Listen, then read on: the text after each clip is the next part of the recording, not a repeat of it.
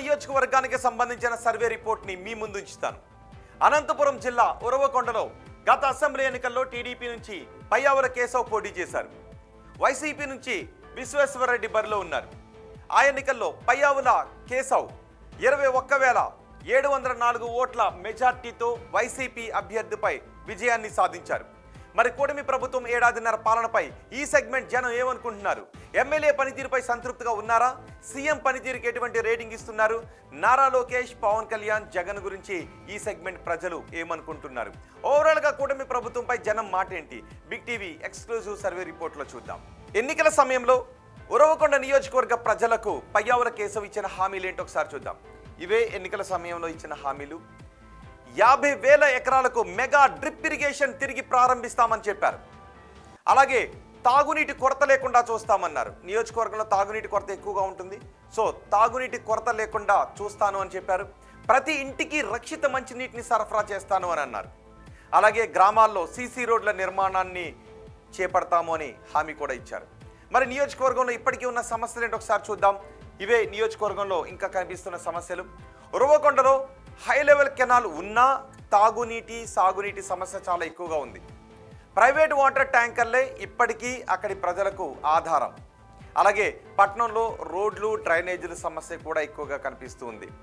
ఇక ఈ నియోజకవర్గంలో చాలా గ్రామాలకు బస్సు సౌకర్యం లేకపోవడం మరో సమస్య.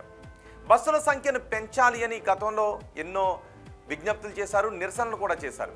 అలాగే పైప్ లైన్ నెట్వర్క్ను విస్తరించకపోవడం మరో సమస్య.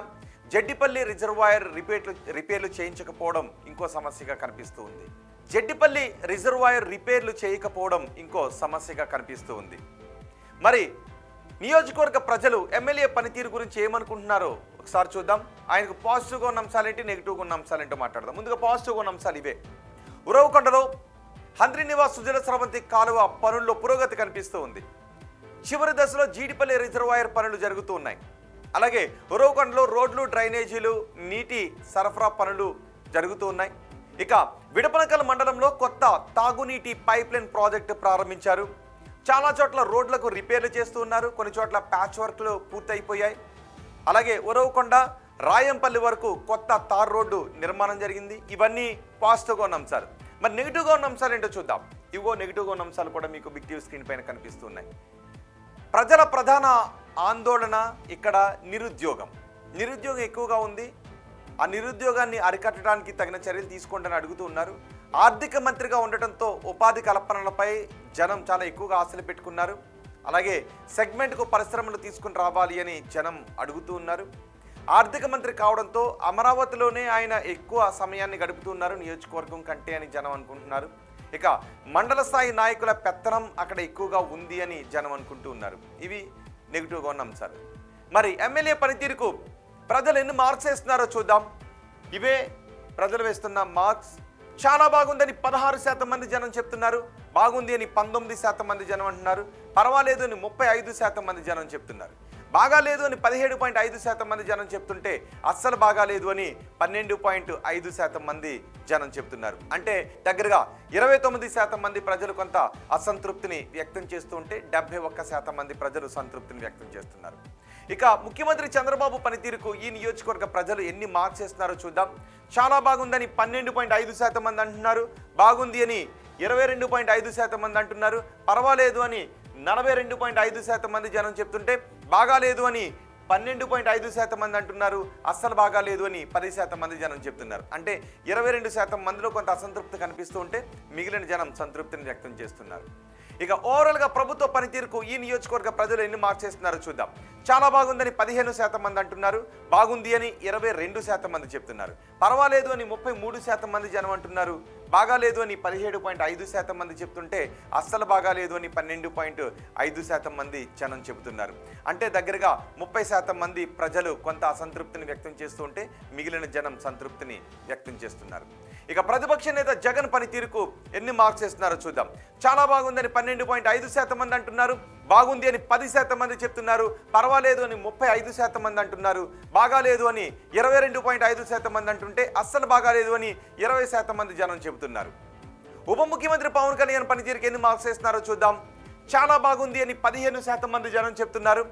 బాగుంది అని 17.5% మంది జనం అంటున్నారు. పర్వాలేదు అని 42.5% మంది జనం చెప్తున్నారు.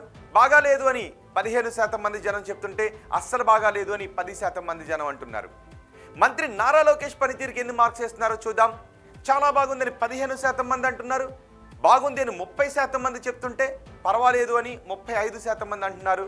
బాగాలేదు అని 10% మంది చెప్తున్నారు. అస్సలు బాగాలేదు అని ఇంకో 10% మంది జనం అంటున్నారు.